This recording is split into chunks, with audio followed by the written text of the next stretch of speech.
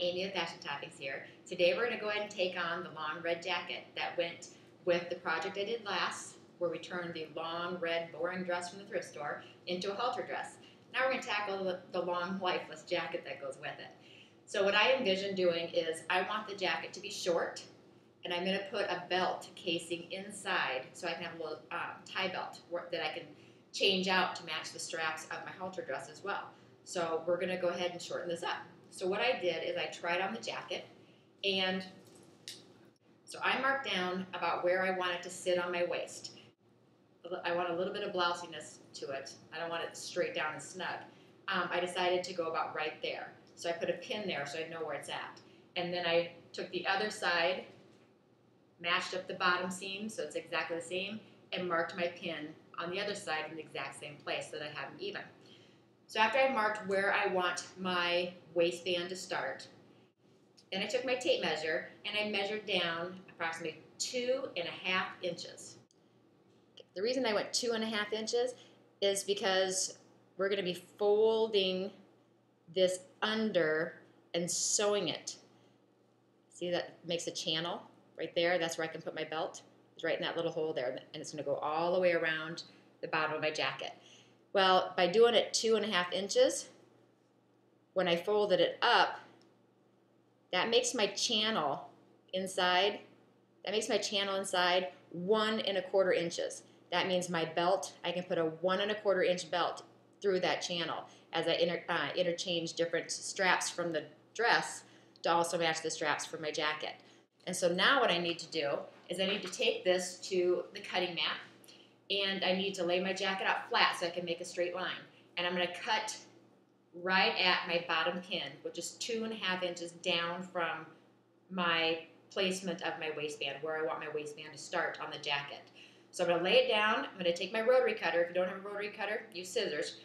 But I'm going to use my rotary cutter, and I'm going to cut all the way around the bottom of the jacket, shortening the jacket, right at that 2.5 inch mark that I just pinned. I hope that makes sense. I'll take some pictures. Okay, I'll be right back.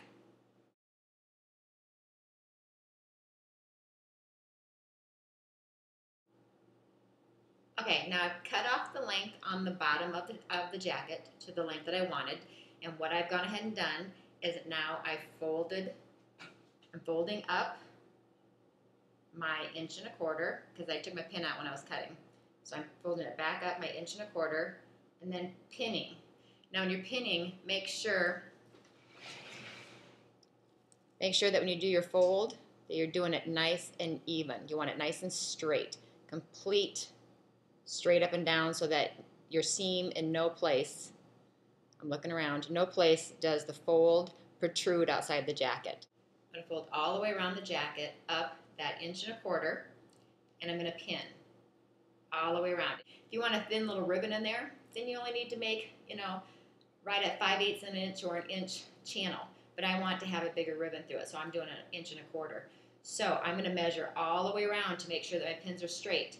I'm going to pin all the way around the jacket so it meets back up with my original pin that I started with.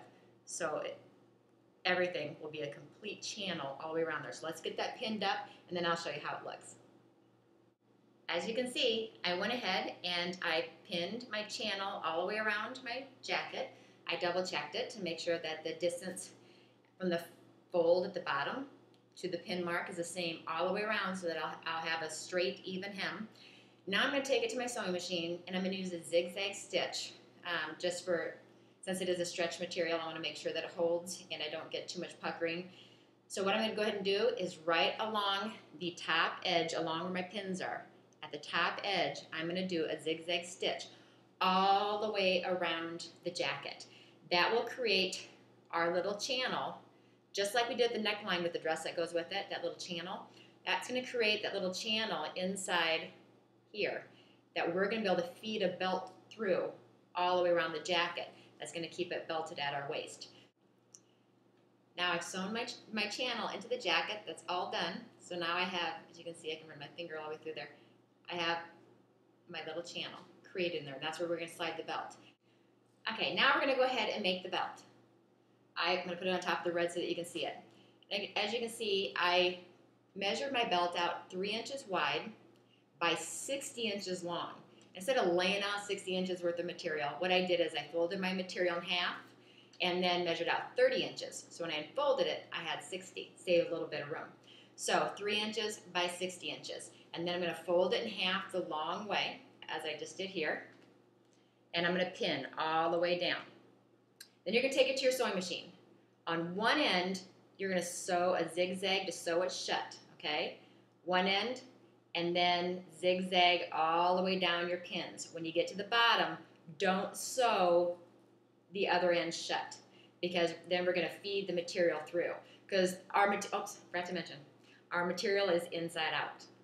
Mine's a double knit, so I have no wrong side of my fabric. It's the same on both sides, no matter, which way you fold it, both sides are the right side. So what you're going to be doing is you're going to fold your material so that the right side of the material is on the inside. So we're pinning and looking at the wrong side of the fabric. So like I said, you're going to stitch across the top, zigzag, and then all the way down your pins. When you get to the end, do not close the end, because we're going to feed the material through to turn it inside right. So let's go do that, and I'll be right back. Now I went ahead and put my zigzag stitch in. As you can see, I used red stitching so that you'll be able to see it. I zigzag stitched. I also decided to do, instead of doing straight across the bottom, I did it at an angle, and then cut it off so that my end of my belt will have a little bit of a point. So the next step is got my long belt.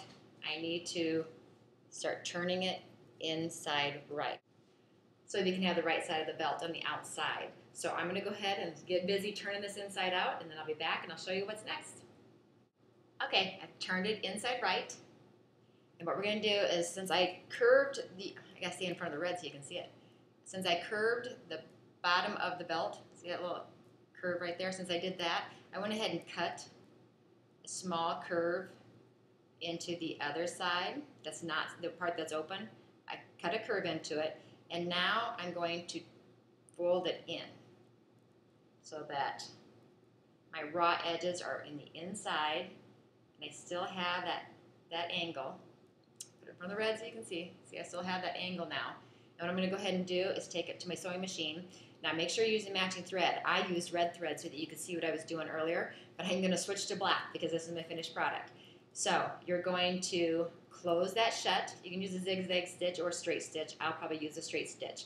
And then you can be done right there, and you have a simple belt. But if you want to make it more professional, once you get done sewing this shut, the open end, you can then turn on top stitch. And if you don't know what top stitch is, what you're going to go ahead and do is put your sewing machine on a straight stitch and just follow closely to the edge of your belt all the way down one side.